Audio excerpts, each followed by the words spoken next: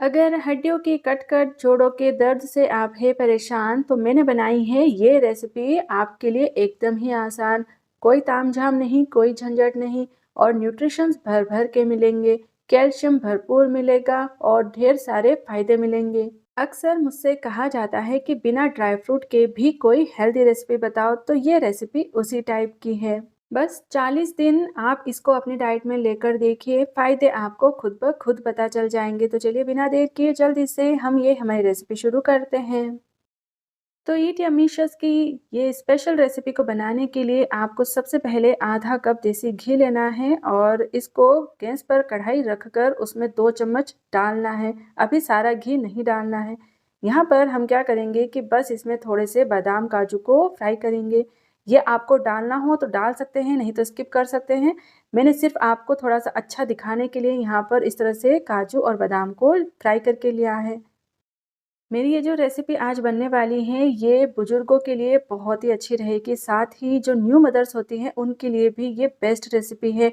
जिनके यहाँ पर अगर बड़े-बुज़ुर्ग नहीं होते हैं, उन्हें बताने के लिए कि उनको अपनी डाइट में क्या शामिल करना चाहिए और या फिर उनको अपनी देख-रेख खुद ही करनी होती है, तो ये रेसिपी सबके लिए परफेक्ट है, बनाने में आसान और फ़ायदे बेशुमार।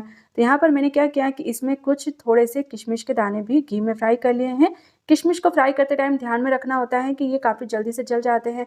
तो यहाँ पर आप देखो फटाफट से इनको निकाल कर के हमें काजू बादाम के साथ ही रख लेना है। फिर कढ़ाई में हमें थोड़ा-सा 2-3 चम्मच देसी घी और डालना है।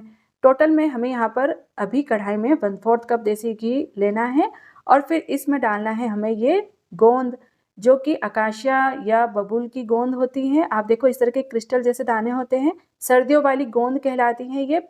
जो कि शरीर को गर्म रखने का काम करती हैं क्योंकि इसकी तासीर गर्म होती है। तो हमें यहाँ पर क्या करना है कि घी को पहले अच्छे से गर्म करना है और फिर ये सारा गोंद एक साथ या फिर थोड़ा-थोड़ा करके इसमें डाल कर के हमें फ्राई करना है। जब पूरा गोंद इस तरह से क्रिस्पी हो जाएगा, पॉप अप हो जाएगा और पॉपकॉर्न जैसा हो जाएगा, तो हमें यहाँ पर इसको कढ़ाई में से सारा गोंद निकाल लेना है। जिनके भी जोड़ों में लुब्रिकेंट्स की कमी हो जाती है या जॉइंट उनके कट-कट करते हैं, तो वहाँ से उनको जॉइंट पेन की शिकायत होने लगती है, हड्डियों में खिंचाव महसूस होता है।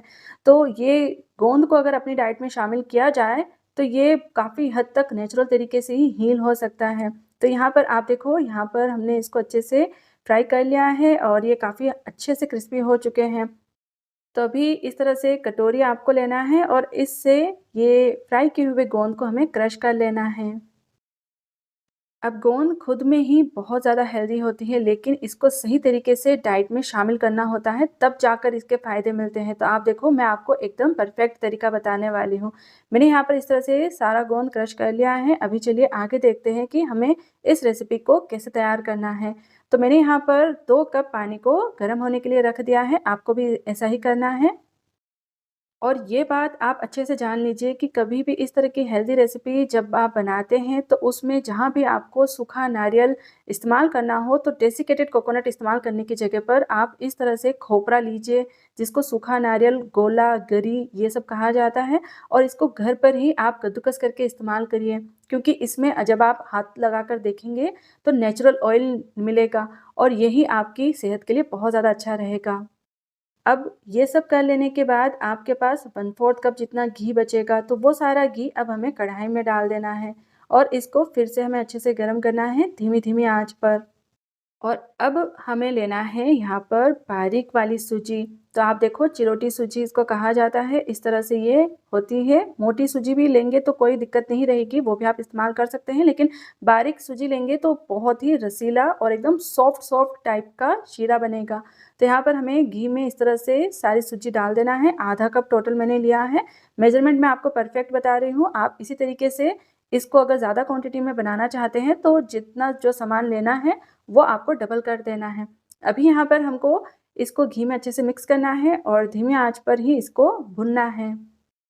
तो लगातार चलाते हुए 7 से 8 मिनट तक हमें इसको भून लेना है और इसका पूरा कलर हमको चेंज करने की ज़रूरत नहीं है। फिर हम क्या करेंगे कि ये जो क्रश किया हुआ गोंद है वो इसमें डालेंगे और इसको हमें सूजी के साथ मिला कर के थोड़ा और भूनना है, ये काफ़ी ज़रूरी स्टेप है। तो इसको अच्छे से मिक्स करके और इसके साथ हम थोड़ा-सा भून लेते हैं 1 मिनट के लिए।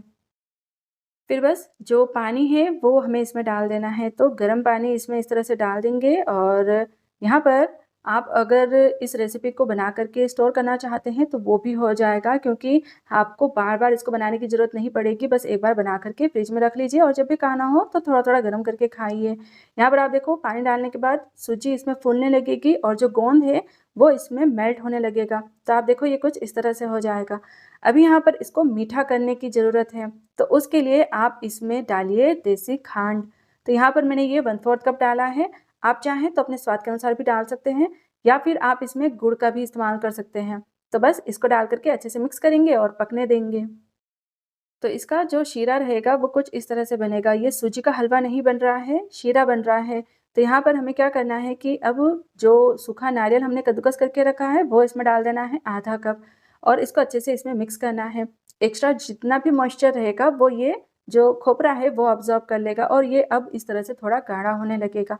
तो बस यहाँ पर अब हमें बाकी की इसमें कुछ और चीज़ें डालना है। तो आप देखो सबसे पहले तो हमें इसमें ये जो फ्राई किए हुए ड्राई फ्रूट डालने हैं वो डाल देना है और फिर इसमें डालना है ये ज़रूरी चीज़ जो कि है 1 टीस्पून सौंठ का पाउडर, जिसको कि सूंठ का पाउडर भी कहा जाता है। बेसिकली ये सूखा अदरक होता है, जिंजर पाउडर, वो हमें इसमें डाल देना है और half tea spoon black pepper की जगह पर हमें व्हाइट पेपर डालना है, सफ़ेद मिर्च जिसको दखनी मिर्च कहा जाता है और फिर ये हमें सुपारी जैसा जो दिखता है, जिसको कि नटमेग कहा जाता है इंग्लिश में और जायफल होता है ये, तो इसको हमें फ्रेश इस तरह से घिस कर इसमें डाल देना है 1 चुटकी जितना और बस हाफ़ टी स्पून जितना हरी इलायची का पाउडर डाल देना है और इन सारी चीज़ों को अच्छे से इसमें मिक्स कर लेना है।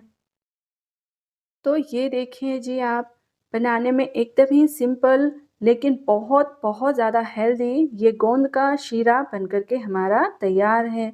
ये जब ठंडा हो जाएगा ना तब भी इसी तरह से सॉफ्ट रहेगा। तो बस इस तरह से इसको पकाने के बाद हमें गैस की आँच को बंद करना है और इसको गरमा-गरम खाना है। इसको सिर्फ आप 2 से 3 चम्मच डेली खाइए और तंदुरुस्त हो जाइए। बच्चे, बड़े, बुज़ुर्ग, नई माँओं के लिए ये बेस्ट रेसिपी है। तो बनाइए, खाइए और सबको खिलाइए और फिर उसके बाद मेरी ये रेसिपी अगर आपको यूज़फुल लगे तो प्लीज़ आप सब्सक्राइब का बटन ज़रूर से दबाइए ताकि मेरी ऐसी और भी रेसिपीज़ आप तक पहुँचती रहें। मैं अपनी नेक्स्ट रेसिपी जल्द ही लाती हूँ। Till then enjoy this healthy गोंद का शीरा and thanks for watching eat yummy शस।